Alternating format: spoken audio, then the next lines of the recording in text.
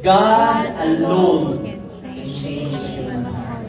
As much as we want it for our children, Lord, gusto ko mabago itong mga anak ko. Alam mo yun, may pinapagawa ka para kay Lord, dinadala mo sa church. Pero pagdating sa bahay, bakit gano'n? Nagkakaroon ng kakaiba, hindi nagiging Christian. Pagdating sa school, nawawala pagiging Kristiyano.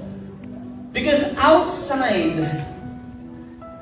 solutions of just going to church, teaching them the Word of God, but if they do not have that encounter with the Lord Jesus Christ, hindi pa rin mababago eh.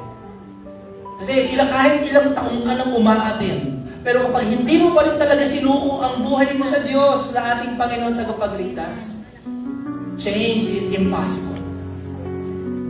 Ayaw ng Panginoon na tayo maging hipokrito, na kapag linggo, ang ganda ng damit natin, maganda ang ating mukha, inaayos natin, pero ang ating puso marami. Ang gusto ng Panginoon, baguhin tayo at siya'y magsisimula sa puso natin. That's why we need to surrender our hearts to God every day.